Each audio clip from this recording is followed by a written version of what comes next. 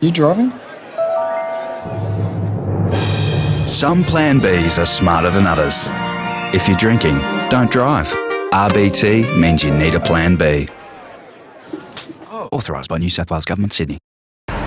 So here with Moses, let's start off 6 months ago.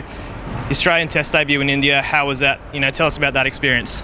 Yeah, I mean, obviously, to say it's a dream come true is a bit of a cliche, but I think it is for everyone that does make their Test debut. To walk out there and to represent your country. And luckily, I was fortunate enough to spend a bit of time on the cricket field during my debut and get a couple of decent sticks in. But unfortunately, the series didn't go the way we wanted it to. But it was a great experience, and I always said to myself, I just want to play that one test, get my baggy green, and I'd be happy. But you play that test, you play that game, and you just want more. So now I'm hungry for more, and I want to keep playing.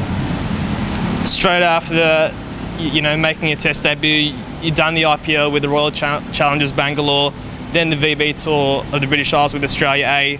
How did you find those tours? Yeah, it was good. It was good to stay busy and keep playing cricket.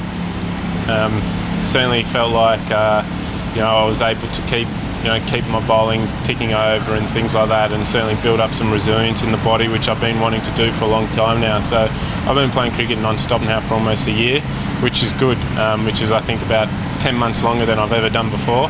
So it was good to string a lot of games of cricket together, and the body's holding up at the moment, touch wood. You mentioned you've been playing pretty much cricket back to back. The Blues have started their pre-season training.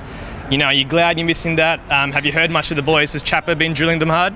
Yeah, if I know Chappo like I do know him, I know that he'll be working all the boys very hard. I've been back for 5 or 6 days and he hasn't missed me either, so I'm pretty stiff and sore after working with him for the last week or two. But I know he's going to have the boys in great nick come the start of the pre-season, and from what I can gather, there's a couple of fit boys running around.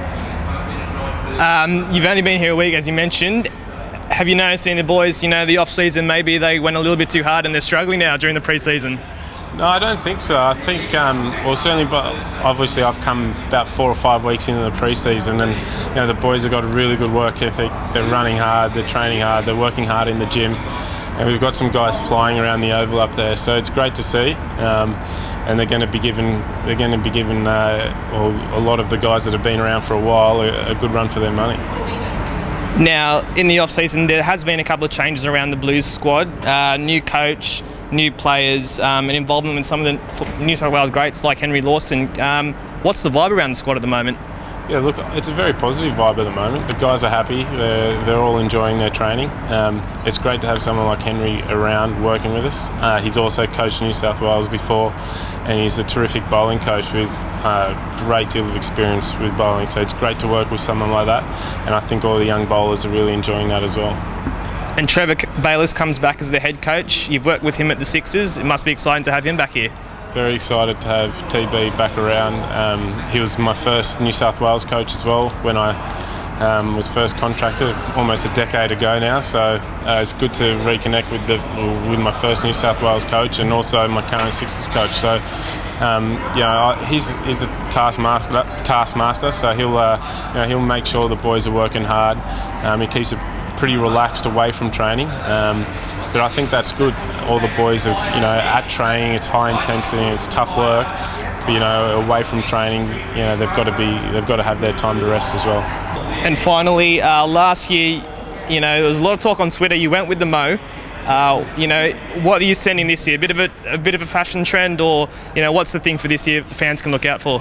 Well, I did grow a beard over in Britain, but it took me about 2 months to grow. So I think if the Mo comes back, it won't be for a while. I don't grow facial hair all that quickly, so it's a long process. We'll see how we go. I might see how we go with the beard again. I might bring that back, but I'm not 100% sure because it's not all that comfortable. So I'll try and keep the fans on their toes in terms of my facial hair growth. Thank you very much, Moses. Cheers. Thanks for having me.